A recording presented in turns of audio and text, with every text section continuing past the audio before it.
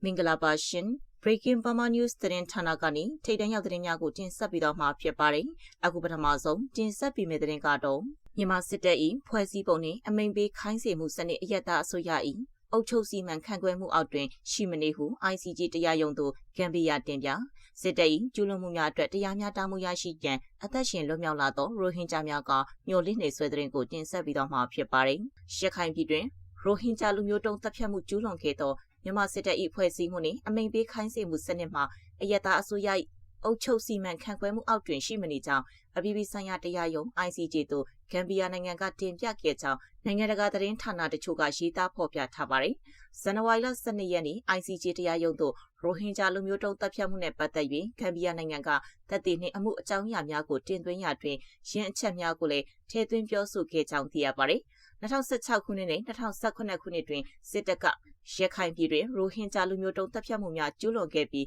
ရက်ချိန်တွင်လူထုရွေးကောက်တင်မြှောက်ထားသော NLD အစိုးရကအုပ်ချုပ်နေချိန်လည်းဖြစ်ပါတယ်။လက်ရှိ ICJ တရားရုံးတွင်ပြန်လည်စတင်နေသောကြားနာမှုများမှတက်စဉ်စစ်တပ်အကြမ်းဖက်မှုရန်မှလွတ်မြောက်လာသောရိုဟင်ဂျာများက၎င်းတို့ကျူးလွန်ခံခဲ့ရမှုများအတွက်တရားမျှတမှုရရှိရန်နှင့်အနာဂတ်လူမျိုးတုံးတပ်ဖြတ်မှုများအတွက်စံနမူနာတစ်ခုကို ICJ တရားရုံးကချမှတ်ပေးလိမ့်မည်ဟုမျှော်လင့်နေကြကြောင်းVitain Guardian သတင်းစာကရေးသားထားပါတယ်။နောက်ဆုံးတော့ကျမတို့ရဲ့အတန်တွေကိုကြားနေရပြီးအတိုင်းဝိုင်းအတွက်အပြုသဘောဆောင်တဲ့တစ်ခုခုဖြစ်လာတော့မယ်လို့ခံစားရပါတယ်ဟုအမည်လွှဲထားသောရိုဟင်ဂျာတဦးဖြစ်သူမော်နီယာက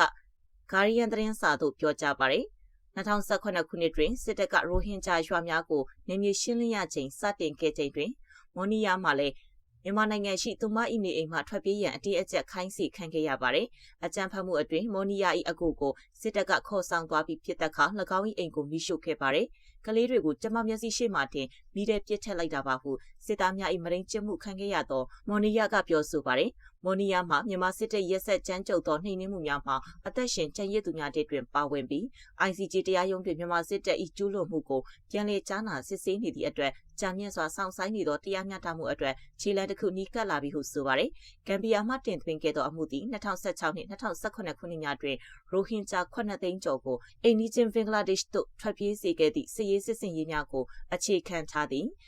ကျွန်တော်တို့တရားမျှတမှုကိုတောင်းဆိုပါသည်ဟုဘင်္ဂလားဒေ့ရှ်နိုင်ငံရှိကော့ဘဇားဒုက္ခသည်စခန်းမှာဟိတ်မျိုးတို့ကြားနာပွဲများကိုနားထောင်ရန်ရောက်ရှိလာသောမူနိုင်ယာကပြောကြားခဲ့ပါတယ်။မြန်မာနိုင်ငံကိုတရားစွဲဆိုထားသောရိုဟင်ဂျာလူမျိုးတုံးတပ်ဖြတ်မှုမှာဆယ်စုနှစ်တစ်ခုကျော်အတွင်း ICJ မှကြားနာခဲ့သောပထမဆုံးလူမျိုးတုံးတပ်ဖြတ်မှုအမှုဖြစ်ပြီး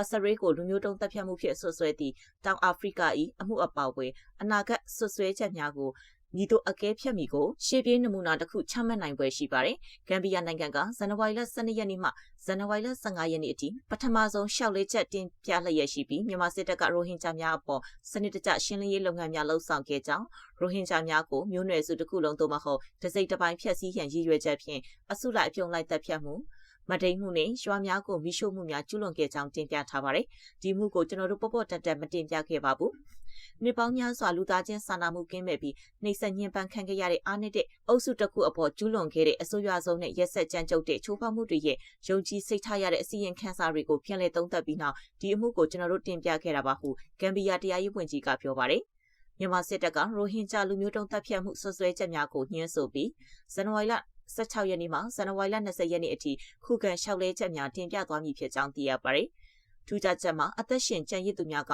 ICJ တရားရုံးတွင်သက်သေအထောက်အထားများတင်ပြကြမည်ဖြစ်ပါတယ်။ Vitain အခြေစိုက် Burmese Rohingya Organization BRIE ဥက္ကဋ္ဌဦးထွန်းခင်ကဆယ်စုနှစ်များစွာနိုင်ငံတကာဥပဒေကိုချိုးဖောက်ပြီးနောက် ICJ အမှုမှာမြန်မာစစ်တပ်အနေဖြင့်နိုင်ငံတကာတရားရုံးတွင်မိမိကိုယ်ကိုကာကွယ်ရသည့်ပထမဆုံးအကြိမ်ဖြစ်ကြောင်းပြောကြားခဲ့ပါတယ်။တရားမျှတမှုနဲ့တာဝန်ခံမှုစီတို့ရှီလျာသောလမ်းကြောင်းပေါ်တွင်ကြီးမားသောခြေလှမ်းတစ်ခုဖြစ်သည်ဟုဦးထွန်းခင်ကမှတ်ချက်ပြုပါတယ်။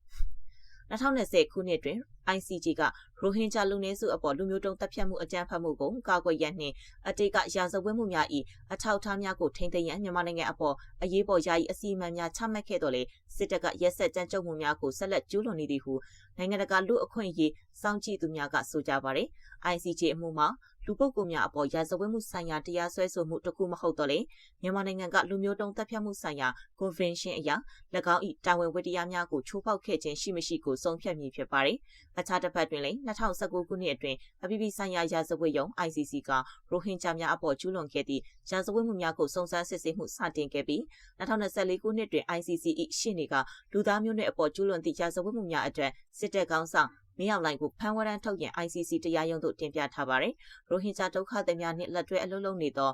Legal Action Worldwide ၏တည်ထောင်သူနှင့်အမှုဆောင်ဒါရိုက်တာအန်တိုနီယာမူဗီက ICJ က6လမှ12လအတွင်းစီရင်ချက်ချမှတ်နိုင်ကြောင်းတရားရုံး၏အမိန့်များကိုမြန်မာနိုင်ငံကလက်ရှိမှာအကောင့်ထဲပေါ်မှုမရှိသည့်တိုင်အရေးကြီးသောခြေလှမ်းတစ်ခုဖြစ်လာမည်ဟုဆိုပါတယ်။အခြေအနေတွေပြောင်းလဲနိုင်ပြီးတညတည်းနဲ့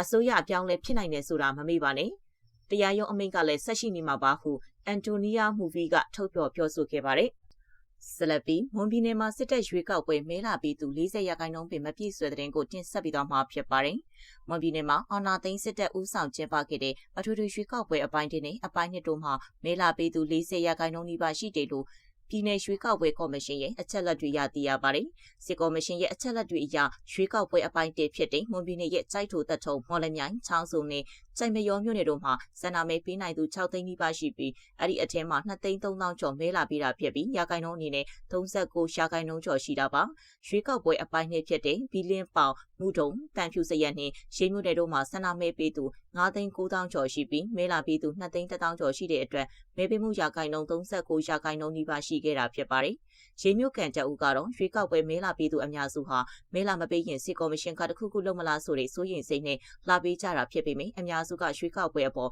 စိတ်ဝင်စားမှုမရှိဘူးလို့သတင်းဌာနကိုပြောပါတယ်။အဓိကလာပေးတဲ့လူတော်တော်များများကမဲလာမပေးရင်တခုခုပေါ့ဗျာ။စိုးကျိုးတွေဖြစ်လာနိုင်လားဆိုတဲ့စိုးရိမ်ပူပန်မှုတွေနဲ့လာပေးကြတာတော်တော်များများကတော့ရွှေကောက်ပွဲအပေါ်စိတ်ဝင်စားမှုအားနေကြပါတယ်။သူလိုပြောဆိုမှုတွေကြောင့်ကြောက်ပြီးစိုးရိမ်ပြီးတော့လာပြီးကြတာများတယ်မဖြစ်မနေလာပြီးဖို့ပြောတော့အကုန်လုံးလာပြီးကြတဲ့သဘောရှိတယ်လို့ဆိုပါတယ်စစ်ကော်မရှင်ဟာရွေးကောက်ပွဲမတိုင်ခင်ကလည်းရွေးကောက်ပွဲကိုမဖြစ်မနေမဲလာပြီးဖို့အတန်ချက်ဆက်တွေနဲ့လိုက်လံနှိုးဆော်တာလက်အောက်ခံအုပ်ချုပ်ရေးအဖွဲ့တွေကတအိမ်တက်တအိမ်ဆင်းမဲလာပြီးဖို့ဖိအားပေးတာတွေရှိခဲ့ပါတယ်ဘီလင်းမြို့ကန်တပ်ဦးကလည်းစစ်ကော်မရှင်ရဲ့ရွေးကောက်ပွဲမှာမဲထည့်သူများပေမဲ့မဲသွားထည့်တဲ့သူတွေဟာစစ်ကော်မရှင်ရဲ့ဖိအားပေးမှုအမျိုးမျိုးကြောင့်မဲသွားထည့်ကြတာလို့သတင်းဌာနကိုပြောပါတယ်မဲပေးတယ်ဆိုတာကတော့ဒီလိုပဲသူတို့ကြောက်လို့သွားပေးတာများပါတယ်လူတို့ကဒီစစ်တပ်ကိုကြောက်နေတာရွေးကောက်ပွဲဥပဒေနဲ့ချင်းချောက်တာရှိတယ်နောက်တစ်ခုကမဲမပေးလို့ရှိရင်သူတို့သားသမီးစစ်မှုတန်းဘာညာပေါ့နော်အဲ့လိုမျိုးတွေဖိအားပေးတာရှိတယ်လို့ဆိုပါတယ်မဲပေးမှုရာခိုင်နှုန်းအရမိုးတော်မြို့နယ်မှာ34ရာခိုင်နှုန်းတထုံမြို့နယ်မှာ32ရာခိုင်နှုန်းနဲ့